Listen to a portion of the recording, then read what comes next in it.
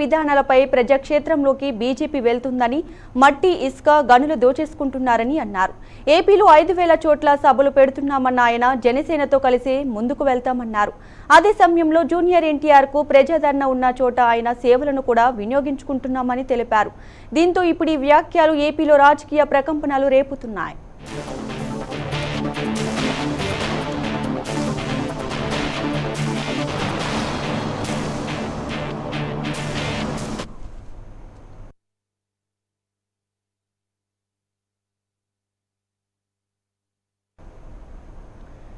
ఈ విషయంపై మరింత సమాచారం అందించడానికి మనతో పాటు 99 టీవీ చీఫ్ ఎడిటర్ కేశవ్ గారు ఉన్నారు. కేశవ్ గారు, గుడ్ ఆఫ్టర్నూన్ అండి. మొన్న అమిత్ షా భేటీతో తెలంగాణలో జూనియర్ ఎన్టీఆర్ బీజేపీ తరపున ప్రచారం చేస్తారనే ఊహాగానాలు చాలా వస్తున్నాయి. దీన్ని ఎలా చూడాలంటారు? దీపిక, ఏపీ రాజకీయాలు తెలంగాణ రాజకీయాలు రెండూ కూడా ఇప్పుడు బీజేపీ చేతుల్లో ఉన్నటువంటి వాతావరణాన్ని సృష్టిస్తున్నట్టు కనిపిస్తుంది. ఎందుకంటే గత 5 రాష్ట్రాల ఎన్నికల సమయంలోనే బీజేపీ అధిష్టానం ఒక స్పష్టమైనటువంటి ప్రకటన చేసింది. రాబోయే రోజుల్లో దక్షిణాది రాష్ట్రాలపై, మెయిన్గా తెలుగు రాష్ట్రాలపైన ఫోకస్ ఉంటుంది అనేటువంటి ఒక ప్రకటన చేయడం మనం గమనించాం.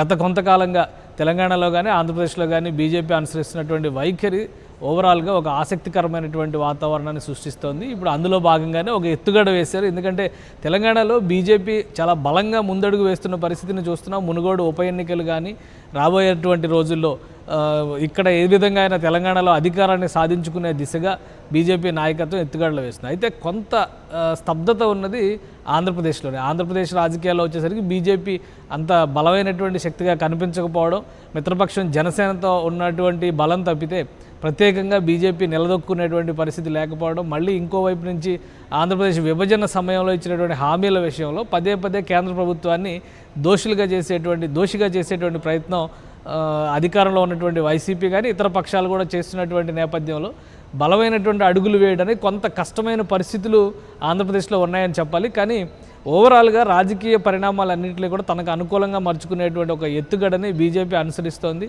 స్పష్టంగా ఈ ఎన్నికల్లో, రాబోయేటువంటి ఎన్నికల్లో ఒక బలమైనటువంటి శక్తిగా అవతరించడానికి కావాల్సినటువంటి మెకానిజం తయారు చేసేటువంటి పనిలో చాలా స్పష్టంగా ఉంది. ఎందుకంటే జూనియర్ ఎన్టీఆర్ అమిత్ షాతో భేటీ కావడం వెనుక ఎటువంటి రాజకీయ ప్రాధాన్యం లేదని అధికారికంగా చెబుతూనే జూనియర్ ఎన్టీఆర్ తమకు సంబంధించినంత వరకు తమ పార్టీకి ఒక మంచి మిత్రుడు అన్న రీతిలో తెలంగాణ నాయకులు కానీ ఆంధ్రప్రదేశ్ నాయకులు కానీ వ్యవహరిస్తున్నారు. ఈరోజు సోమవీర్రాజు గారు చేసిన వ్యాఖ్యలను పర్టికులర్గా చూస్తే ఆయన విశేష జనాదరణ ఉన్నటువంటి వ్యక్తి. ఎక్కడి నుంచి అవసరమైతే అక్కడి నుంచి ఆయన సేవలను ఉపయోగించుకుంటాం అనేటువంటి ఒక మాటతో మొత్తం అంతా కూడా తేల్చేసినటువంటి పరిస్థితి. అంటే ఆంధ్రప్రదేశ్ కావచ్చు, తెలంగాణ కావచ్చు, ఎన్నికల ప్రచార సమయంలో నరేంద్ర మోడీ, అమిత్ షా ద్వయం కోరితే కనుక జూనియర్ ఎన్టీఆర్ అడుగు పెట్టక తప్పని పరిస్థితిని సృష్టిస్తున్న వాతావరణం కనిపిస్తుంది. ఎందుకంటే ఎన్టీఆర్ సహజంగానే సీనియర్ ఎన్టీఆర్ స్థాపించినటువంటి పార్టీకి వారసుడిగా తెలుగుదేశం పార్టీ వెన్నంటి ఉంటాడు అనేటువంటి అభిప్రాయం జనంలో ఉంది. అయితే మారినటువంటి పరిణామాల నేపథ్యంలో గతంలో 2009 ఎన్నికల్లో జూనియర్ ఎన్టీఆర్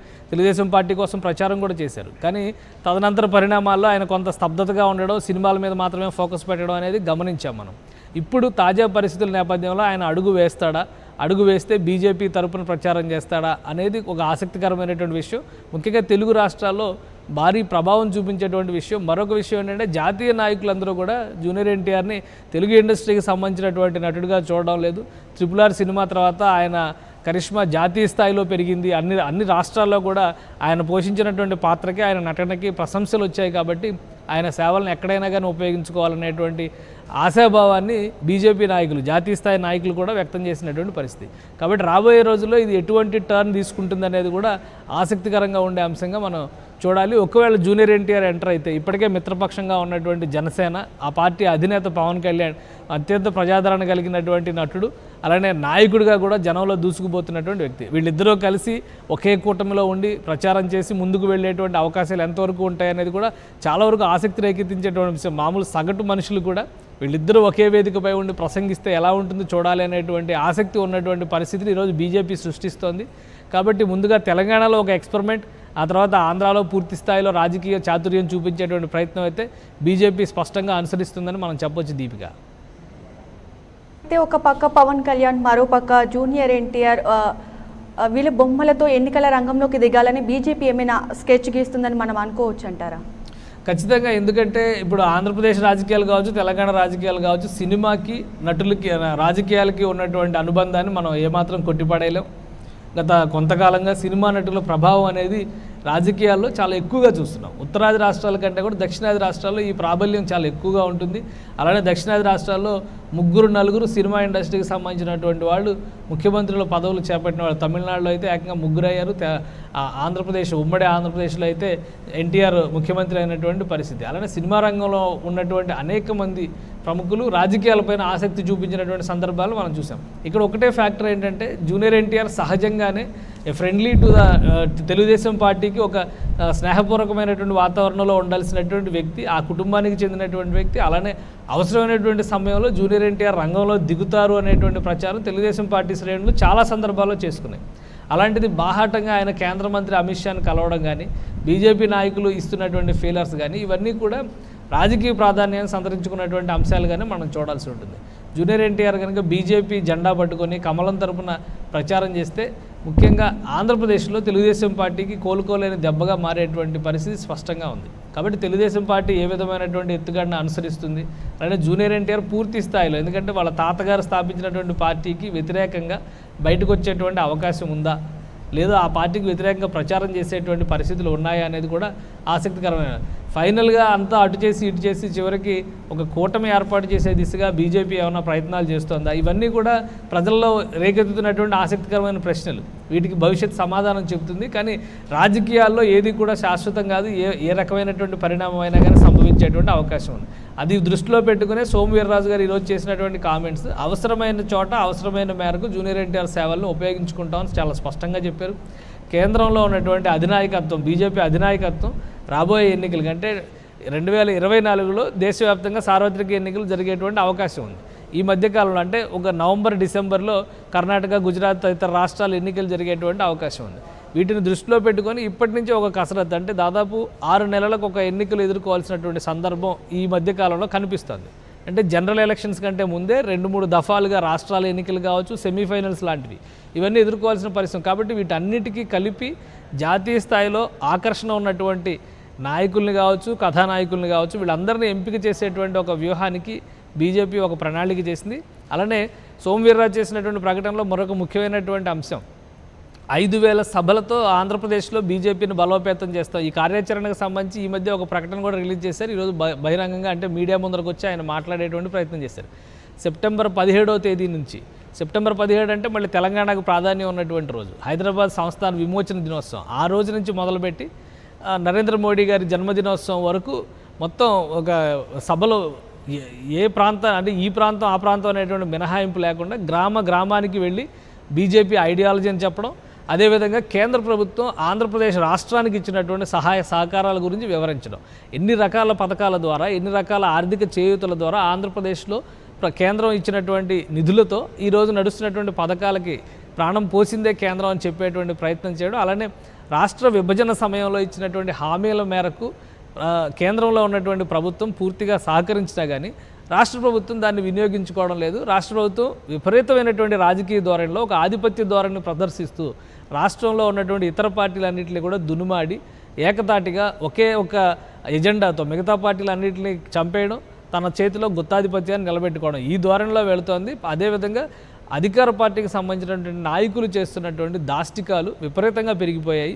హింస దారుణంగా పెరిగింది. ఎన్నికల సమయంలో ఈ హింస మితిమీరిపోతుంది. వీటన్నిటిపైన కూడా చట్ట ప్రకారం చర్యలు తీసుకోలేని నిస్తేజమైన స్థితిలో, నిస్సహాయ స్థితిలో పోలీసు వ్యవస్థ ఉంది. ఇవన్నీ ప్రజలకు వివరిస్తామంటే స్టేట్ గవర్నమెంట్ ఫెయిల్యూర్స్ లిస్టు మొత్తాన్ని కూడా ప్రజల ముందర పెట్టేటువంటి ఒక బృహత్తర ప్రణాళికని సోము వీర్రాజు గారు సిద్ధం చేశారు. ఈ 5,000 సభల ద్వారా ప్రజల్లోకి తీసుకెళ్ళడం, అలానే మిత్రపక్షం జనసేనతో కలిసే ముందుకు వెళ్తాం అనేటువంటి ఒక క్లారిటీ ఇచ్చారు. అంటే ఇప్పటివరకు జనసేన సపరేట్ ఎజెండాతో నడుస్తోంది, బీజేపీ సపరేట్ ఎజెండాతో నడుస్తోంది అనేటువంటి విమర్శలు ఉన్నాయి. కేవలం ప్రకటనలకే వాళ్ళ మైత్రి పరిమితం అయిపోయింది అనేటువంటి వాతావరణం ఉన్న నేపథ్యంలో ఒక క్లారిఫికేషన్ ఇచ్చారు. ఎట్టి పరిస్థితుల్లో ఎన్నికలకి కలిసే వెళతాం, జనసేన మా మిత్రపక్షాన్ని తేల్చి చెప్పారు. మిగతా కోయిలేషన్స్, మిగతా కూటముల అంశాలను పక్కన పెడితే జనసేన బీజేపీ కలిపి 2024 ఎన్నికలకి తలపడడం ఖాయం. అధికార పార్టీ అధికారంలో ఉన్నటువంటి వైసీపీకి సంబంధించినటువంటి దుర్మార్గాలను ఎండగట్టేందుకే ఈ ప్రజాక్షేత్రంలో వీటికి వెళ్తున్నాం. అంటే ఈ రెండింటిని మేళవించి చూస్తే ఒకవైపు జూనియర్ ఎన్టీఆర్, మరొకవైపు పవన్ కళ్యాణ్ అండతో బీజేపీ ఆంధ్రప్రదేశ్ దేశంలో వేళ్ళూనుకోవాలి, బలమైనటువంటి నాయకత్వాన్ని స్థిరపరచుకోవాలనేటువంటి ప్రయత్నం స్పష్టంగా చేస్తుంది ఈ అడుగులు. ఎందుకంటే ఆంధ్రప్రదేశ్లో తెలంగాణతో పోలిస్తే ఆంధ్రప్రదేశ్లో సినిమా పైన ఉండేటువంటి ఆసక్తి, అభిమానం మరింత ఎక్కువగా ఉంటుంది. ఆ నేపథ్యంలో సినిమా నటుల్ని ఆరాధించేటువంటి తీరు కూడా అంతే స్థాయిలో ఉంటుంది. కాబట్టి రెండు ఈక్వేషన్స్ని ఒక దగ్గరకు తీసుకొచ్చేటువంటి ప్రయత్నం చేయడం ద్వారా బీజేపీ ఒక కొత్త ప్రయోగానికి తెరదీసేటువంటి ఒక ప్రయోగశాలగా ఆంధ్రప్రదేశ్ని ఎంచుకున్నట్టుగా మనం చూడాల్సి ఉంటుంది. సోమవీర్రాజు చెప్పిన మాటల ప్రకారం జూనియర్ ఎన్టీఆర్ అలానే పవన్ కళ్యాణ్ ఒకే వేదికపైకి వచ్చి బీజేపీతో కలిసి మిత్రపక్షంగా ఏర్పడినటువంటి కూటమి కనుక ఆవిష్కారం అయితే ఖచ్చితంగా తెలుగుదేశం పార్టీ 2-3 స్థానాలకు దిగిపోవచ్చు. అలానే అధికార పార్టీకి గట్టి సవాల్ విసరొచ్చు. 2024లో అధికారాన్ని దక్కించుకున్నప్పటికీ కూడా ఆశ్చర్యపోవాల్సినటువంటి అవసరం ఉండదు. ఎందుకంటే ప్రధానమైనటువంటి శక్తుల్ని ఒక ఏకీకరణ దిశగా నడిపించే ప్రయత్నం బీజేపీ అధిష్టానం చేస్తుంది. బీజేపీ అధిష్టానం ఇచ్చినటువంటి సందేశాలకి, సంకేతాలకి అనుగుణంగానే ఈరోజు ఆంధ్రప్రదేశ్లో రాజకీయం నడుస్తుందన్న విషయం మనం గమనించాలి. గతంలో అమిత్ షా గారు పెట్టినటువంటి సమావేశం, తిరుపతిలో సమావేశం నిర్వహించి అమరావతి పైన ఒక ఎజెండాని ఇచ్చారు. రాజధాని అమరావతికి బీజేపీ అనుకూలంగా ఉందని ఒక స్పష్టత ఇచ్చిన తర్వాత బీజేపీ పూర్తి స్థాయిలో అమరావతి ఉద్యమంలో ఇన్వాల్వ్ అయింది. ఇప్పుడు జరుగుతున్నటువంటి పరిణామాల నేపథ్యంలో రాజకీయంగా ఒక ఇండికేషన్ లేకుండా జూనియర్ ఎన్టీఆర్ ప్రస్తావనకి సంబంధించి సోమవీర్రాజు ఒక క్లారిటీ ఇచ్చే ప్రయత్నం అయితే చేసి ఉండరు అని నేను భావిస్తున్నాను. చాలా క్లియర్గా జూనియర్ ఎన్టీఆర్కి సంబంధించి రాజకీయ ప్రాధాన్యం లేని సభ అయినప్పటికీ కూడా ఆయన బీజేపీకి అనుకూలంగా ఉన్నారనేటువంటి సంకేతాలను అధిష్టానం ఇచ్చిన సందర్భంలోనే ఆయన ఈ ప్రకటన చేసి ఉండొచ్చు. ఈ క్రమంలో కనుక ప్రజల్లోకి వెళితే ఇటు బీజేపీ బలంతో పాటు అటు జనసేన, ఇటు జూనియర్ ఎన్టీఆర్ ఆకర్షణ ఇవన్నీ కలిస్తే ఒక బలమైనటువంటి శక్తిగా ఈ కూటమి మారేటువంటి అవకాశం ఉంది. మరొక వైపు నుంచి మనం చూస్తే కనుక రాజకీయ ప్రాధాన్యం ఉన్నటువంటి అంశాలు, ప్రధానంగా రాష్ట్ర విభజన తర్వాత ఇచ్చినటువంటి హామీలు, పోలవరం కావచ్చు, అలానే రాజధాని అంశం కావచ్చు, వెనుకబడిన ప్రాంతాలకు ఆర్థిక ప్యాకేజీలు కావచ్చు, కేంద్రం నుంచి ఇచ్చేటువంటి ఆర్థిక లోటు వెసులుబాటు కావచ్చు, వీటన్నిటికీ సంబంధించి ఒక్క ప్రత్యేక హోదా అంశం తప్పితే మిగతా అన్ని అంశాలని మేము సమర్థించాము. అలానే ఆంధ్రప్రదేశ్ రాష్ట్రానికి అండగా నిలిచాము, ఆంధ్రప్రదేశ్ రాష్ట్రానికి కావాల్సినటువంటి ప్రోత్సాహాన్ని అందించామనేటువంటి ధోరణిలో బీజేపీ నాయకులు మాట్లాడుతున్నారు. ఈ ఎజెండాను బలంగా ప్రజల్లోకి తీసుకెళ్తే డిఫెన్స్లో పడేది అధికారంలో ఉన్నటువంటి పార్టీనే. ఎందుకంటే ఇప్పటి వరకు జరిగినటువంటి ప్రతి సభల్లోనూ, ప్రతి సమావేశంలోనూ, ప్రచార కార్యక్రమాల్లోనూ, గడప గడపకి ప్రభుత్వంలో కూడా తమ మేనిఫెస్టోని 90% పైగా అమలు చేసాం. కేంద్రం సహకారం అందించి ఉంటే మిగతావి కూడా మేము చేసి ఉండేవాళ్ళం. కేంద్రం నుంచి వస్తున్నటువంటి సహకారం నామమాత్రంగానే ఉంది అనేది అధికార వైసీపీ నాయకులు చెబుతున్నటువంటి మాట. దీనికి ఒక స్ట్రాంగ్ కౌంటర్ ఇచ్చేటువంటి రీతిలో బీజేపీ అధిష్టానం ఇచ్చినటువంటి గైడ్లైన్స్లో రాష్ట్ర బీజేపీ, ఏపీ బీజేపీ ఈరోజు పనిచేస్తుందనేటువంటి సంకేతాలు స్పష్టంగా ఉన్నాయి. ఈ కూటమి కనుక పవన్ కళ్యాణ్తో పాటు జూనియర్ ఎన్టీఆర్తో కలిసినటువంటి బీజేపీ కూటమి కనుక మరింత విస్తృతంగా ప్రజల్లోకి వెళితే జనాకర్షణ అనేది ఖచ్చితంగా సాధ్యమవుతుంది. ప్రజలు ఆకట్టుకునేటువంటి స్థాయిలో ఒక ఎజెండాని రూపొందించడానికి మార్గం ఏర్పడుతుంది. 2024 ఎన్నికలకు సంబంధించి ఒక మేనిఫెస్టోని అందరూ కలిసి ఒక కామన్ మినిమం ప్రోగ్రామ్ని అనౌన్స్ చేయడానికి కూడా చాలా క్లారిటీ వచ్చేటువంటి అవకాశం ఉంది. వాటిని పైగా ఇప్పుడున్నటువంటి 2 ప్రభుత్వాలను, ఆల్రెడీ తెలుగుదేశం ప్రభుత్వాన్ని చూశారు, వైసీపీ ప్రభుత్వాన్ని చూశారు, వాళ్ళ ఫెయిల్యూర్స్ని కూడా చూశారు. అలానే బీజేపీ పదే చెబుతున్నటువంటి మాట డబుల్ ఇంజిన్ సర్కార్ అనేటువంటి నినాదంతో ముందుకెళ్తుంది. కేంద్రంలో బీజేపీ అధికారంలోకి వస్తే రాష్ట్రంలో కూడా బీజేపీ లేదా బీజేపీ కూటమి ఆధ్వర్యంలో అధికారంలోకి వస్తే 2 వైపులా ఫాయిదా ఉండేటువంటి అవకాశం ఉంది, 2 వైపులా లాభం కలిగేటువంటి అవకాశం ఉంది. కాబట్టి కేంద్ర రాష్ట్ర ప్రభుత్వాల్లో సమాన మనస్తత్వాలు కలిగినటువంటి పార్టీలు లేదా కూటములు కనుక అధికారంలో ఉంటే ఎక్కువ లాభం జరిగేది రాష్ట్రానికి అనేటువంటి సంకేతాలు ఇవ్వడానికి బీజేపీ విస్తృతంగా ప్రయత్నిస్తుంది. ఈ 5,000 సభల ద్వారా బీజేపీ చెప్పబోయేటువంటి ప్రధానమైనటువంటి ఎజెండా కూడా అదే. ఆ రూపంలో కనుక ఆంధ్రప్రదేశ్లో బీజేపీ ఆధ్వర్యంలోని కూటమి అధికారంలోకి వస్తే రాష్ట్ర ప్రయోజనాలు కానీ, రాజధాని నిర్మాణం కానీ, పోలవరం సాకారం కానీ ఇవన్నీ కూడా వీలైనంత త్వరగా సాధ్యమవుతాయి అనేటువంటి సంకేతాలు బీజేపీ నాయకులు ఇస్తున్నారు. గల్లీలో మీటింగ్ పెడతాం అనేటువంటి గ్రామాన సమావేశాలు నిర్వహిస్తాము, సదస్సులు నిర్వహిస్తాము, 5,000 సభలతో రాష్ట్ర ప్రజలందరినీ కూడా బీజేపీ ఏం చేసింది అనేటువంటి ఎజెండాని క్లారిటీ ఇస్తాము. పైగా ముఖ్యంగా నరేంద్ర మోడీ పుట్టినరోజు వస్తుంది. ఆయన పుట్టినరోజు నాటికి ఆయన 22 సంవత్సరాల అధికారంలో ఉన్నారు. అంటే 2001 బహుశా 2001లో ఆయన అధికారంలోకి వచ్చి గుజరాత్లో ముఖ్యమంత్రి పదవి చేపట్టారు. ఆ తర్వాత ఇప్పటి వరకు తీసుకుంటే కనుక 2000 సంవత్సరం నుంచి 2022 వరకు దాదాపుగా 22 సంవత్సరాలు ఆయన అధికారంలోనే ఉన్నారు. అంటే ప్రధానమంత్రిగా 8 సంవత్సరాలు, ముఖ్యమంత్రిగా అక్కడ ఉన్నటువంటి 13 సంవత్సరాలు. ఈ మొత్తం లెక్కలన్నీ కూడా బేరీజు వేసుకొని చూస్తే ఇంత సుదీర్ఘకాలంగా రాజకీయంలో రాజ్యాంగబద్ధమైనటువంటి ఒక ప్రధానమైన కీలకమైన క్రియాశీలకమైనటువంటి పదవిలో ఉన్నటువంటి నాయకుడు బహుశా మన దేశ చరిత్రలో ఈ మధ్యకాలంలో మరెవరిని చూసి ఉండం.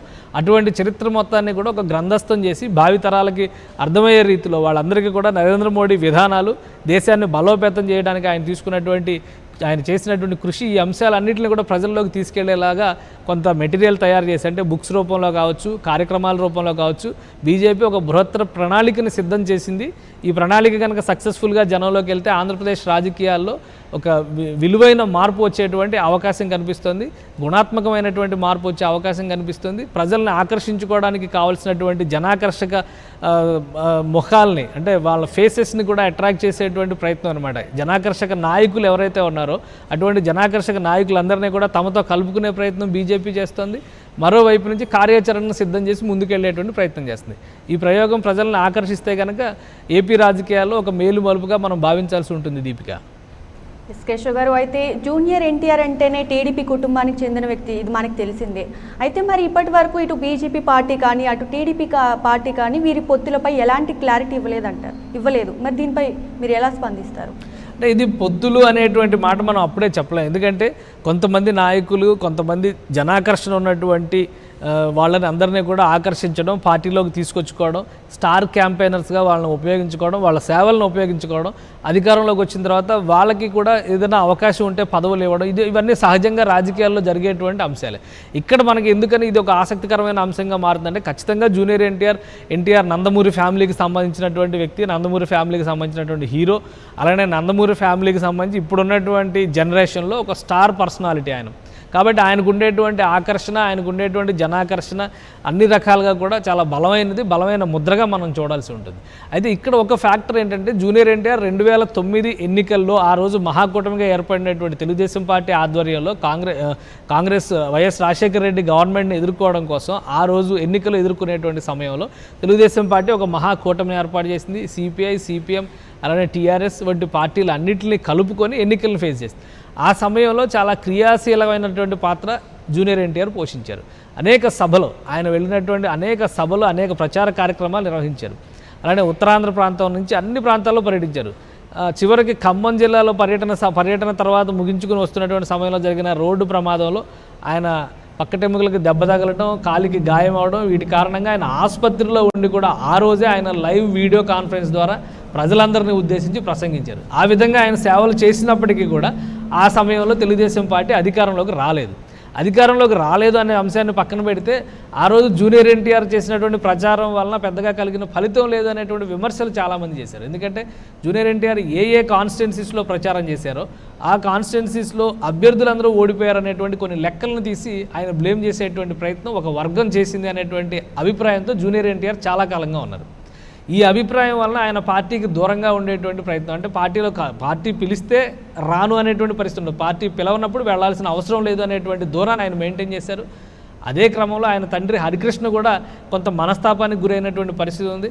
ఇద్దరు కూడా కొన్ని సందర్భాల్లో మహానాడు వేదికలను కూడా బాయ్కాట్ చేసినటువంటి పరిస్థితి ఉంది. ఇవన్నీ కూడా ప్రజలందరికీ తెలుసు.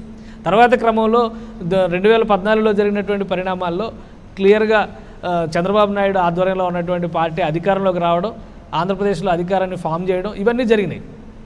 ఆ సందర్భంలో కూడా జూనియర్ ఎన్టీఆర్ని కానీ హరికృష్ణని కానీ దగ్గర చేసుకునేటువంటి ప్రయత్నాలు పెద్దగా జరగలేదు. దురదృష్టవశాత్తు హరికృష్ణ గారు మరణించారు. ఆ తర్వాత జూనియర్ ఎన్టీఆర్కి పెద్ద దిక్కు కోల్పోయినటువంటి పరిస్థితి ఉంది. కాబట్టి రాజకీయంగా ఆయన ఆ రోజు ఎన్నికల తర్వాత జరిగిన పరిణామాల నేపథ్యంలో రాజకీయాలు ఇప్పుడు నాకు అప్పుడే అవసరం లేదు, నా వయసుకు తగ్గట్టుగా నేను సినిమాలు చేసుకుంటాను, అదే రీతిలో ఆయన క్యారెక్టర్ బిల్డింగ్ అనేది చాలా డిఫరెంట్గా చేసుకున్నారు. గతంలో ఉన్నటువంటి నందమూరి హీరోలు అందరికంటే భిన్నంగా తన శైలిని నిర్మించుకున్నారు. RRR లాంటి మాస్టర్ బ్లాస్టర్ తీసుకున్న తర్వాత ఆయన నేషనల్ హీరో అయిపోయారు. అన్ని చోట్ల కూడా ఆకర్షణ వచ్చినటువంటి కథానాయకుడిగా ఆయన మారారు. ఈరోజు నందమూరి ఫ్యామిలీ లేదా ఎన్టీఆర్ స్థాపించినటువంటి టీడీపీ, ఈ కోణంలో చూస్తే జూనియర్ ఎన్టీఆర్కి వచ్చినటువంటి కరిష్మానే ఆ రెండింటికంటే చాలా పెద్దది, చాలా ఎక్కువ ఉన్నటువంటి ఆరా అనమాట. ఆ పరిధిలో మనం ఆలోచిస్తే జాతీయ స్థాయిలో ఉన్నటువంటి కేంద్ర హోంమంత్రి స్థానంలో ఉన్నటువంటి అమిత్ షా స్వయంగా ఆయన్ని డిన్నర్కి ఆహ్వానించడం, కలిసి మాట్లాడడం, రాజకీయాల గురించి మాట్లాడారా లేదా అనేది అప్రస్తుతం. కానీ ఆయనకి ఇచ్చినటువంటి ప్రాధాన్యాన్ని చూస్తే ఖచ్చితంగా బీజేపీ రాజకీయంగా ప్రాధాన్యం ఉన్నటువంటి ఒక వ్యక్తి, అంటే రాజకీయ ప్రాధాన్యం ఉన్న కుటుంబం నుంచి వచ్చినటువంటి ఒక వ్యక్తి తను రాజకీయాలకు దూరంగా ఉన్నాను అని చెప్పుకుంటున్నటువంటి క్రమంలో తన ఆకర్షణను ఉపయోగించే ప్రయత్నం బీజేపీ క్లియర్గా చేసింది. ఈరోజు బీజేపీ వేసిన ఎత్తుగడ అనేది ఖచ్చితంగా టీడీపీకి ఇబ్బందికరమైనటువంటి పరిణామంగా ఉంటుంది.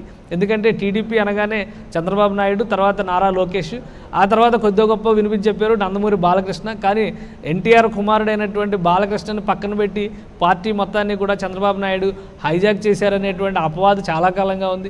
వీటన్నిటిని కూడా ఆయన ఇప్పుడు తగ్గించుకునేటువంటి క్రమంలో లేదా ఫ్యామిలీ మొత్తాన్ని కలుపుకునేటువంటి ప్రయత్నంలో చంద్రబాబు నాయుడు లేరు అనేటువంటి అభిప్రాయం ఉంది. ఎందుకంటే జూనియర్ ఎన్టీఆర్ ఎంటర్ అయితే లోకేష్కి కొంత ఇబ్బంది ఉంది అనేటువంటి ప్రచారం విస్తృతంగా ఉంది.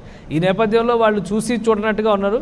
ఈ ఈక్వేషన్స్ అన్నింటినీ దృష్టిలో ఉంచుకొని బీజేపీ ఒక మాస్టర్ ప్లాన్ వేసింది. దాని ప్రకారమే జూనియర్ ఎన్టీఆర్ని ఆకర్షించింది. అదేవిధంగా గతంలో కొన్ని పరిణామాలు చిరంజీవి విషయంలో కూడా ఇటువంటి పరిణామాలే జరిగినాయి. ఎందుకంటే చిరంజీవి పవన్ కళ్యాణ్ సోదరుడు అయినప్పటికీ కూడా గతంలో ప్రజారాజ్యం పార్టీ పెట్టి తర్వాత కాంగ్రెస్లో విలీనం చేసి రాజకీయాలకు దూరంగా ఉన్నప్పటికీ కూడా ఆయన ప్రభావం కూడా తెలుగు రాష్ట్రాల్లో ఎవరూ కూడా తగ్గించలేనిది, ఎవరూ కూడా విస్మరించలేనిది. ఈ నేపథ్యంలో వైఎస్ఆర్సీపీ నాయకులు కొంత చిరంజీవిని పార్టీలోకి ఆహ్వానించడం ద్వారా కానీ, రాజ్యసభ టికెట్ ఇవ్వడం ద్వారా కానీ పవన్ కళ్యాణ్ని కొంత ప్యారలైజ్ చేసేటువంటి కుట్ర చేస్తున్నారనే ప్రచారం జరిగిన సందర్భంలో కూడా బీజేపీ అధినాయకత్వం ఒక ఎత్తుగడ వేసింది. ఈ మధ్య కాలంలో మనం చూసాం, అల్లూరి సీతారామరాజు సభ నిర్వహించిన విగ్రహావిష్కరణ జరిగినటువంటి సభలో ప్రధానమంత్రి స్వయంగా చిరంజీవి గారిని పిలవడం, ఆయనకు ప్రాధాన్యం ఇవ్వడం, ఆయనతో మాట్లాడడం, ఇవన్నీ కూడా ఒక ఒక ఒక గ్రేట్ గెస్చర్ కింద మనం పరిగణించాల్సింది. అంటే ఒక గొప్ప నిర్ణయాలు లేదా గొప్ప ప్రదర్శన కింద మనం చూడాల్సింది. ఎందుకంటే ప్రజలందరూ కూడా వీళ్ళనందరినీ కూడా జనాకర్షణ కలిగినటువంటి నాయకులుగా, తమ హీరోలుగా ప్రేమించేటువంటి పరిస్థితి ఇప్పటికీ ఉంది.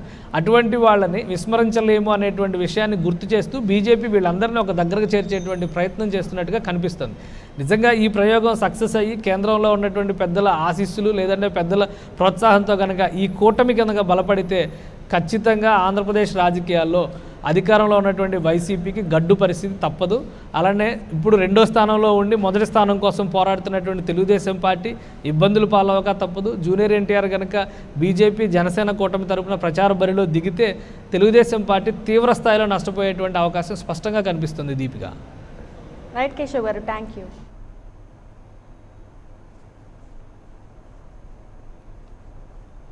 చంద్రబాబు నాయుడు గారు అవన్నీ మీరే రాస్తున్నారు, ఆ రాసిన వాళ్ళని అడగండి, నన్ను కాదని చెప్పారు. అవును, కరెక్టే, మీరే రాస్తున్నారు. కానీ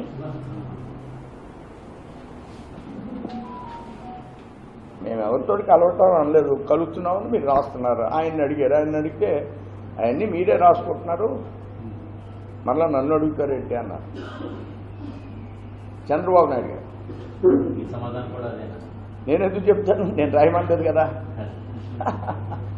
కాదండి, మేము ఎప్పుడు ఫ్యామిలీ పార్టీస్కి వ్యతిరేకమని ఒకటే మాట చెప్తున్నాం. దాని మూలంగా పడుతున్న ఇబ్బందులన్నీ చెప్పాను.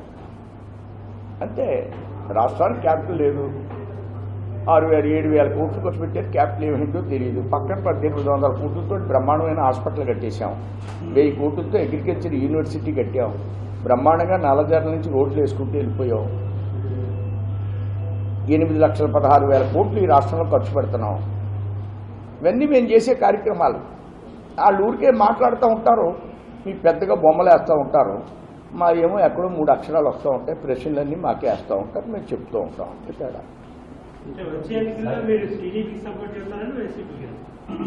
మేము ఎవరికి సపోర్ట్ చేస్తాం లేదు, ఇప్పుడే చెప్పాను, ఫ్యామిలీ పార్టీని వ్యతిరేకిస్తామని.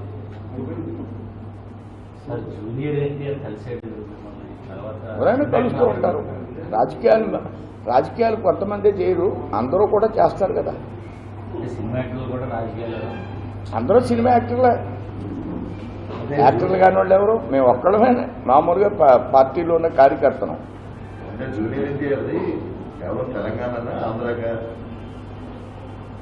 ఆయన ఎక్కడ అభిమానిస్తున్నారు, ఎక్కడ అభిమానిస్తారు? వస్తే మీటింగ్లు పెడితే జనం ఎలాగ వస్తారో, ఎక్కడ వస్తారు? ఆంధ్రాలో వస్తారా, తెలంగాణలో వస్తారా? అది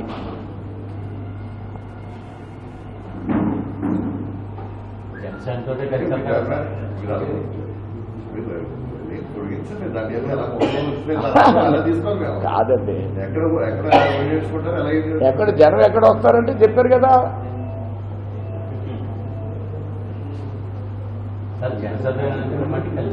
ఎప్పుడు జనసేనతో ఉన్నామని చెప్తారు. మీకే మధ్యలో డౌట్ వస్తూ ఉంటుంది. మా దగ్గర ఎప్పుడు తేడా ఉండదు.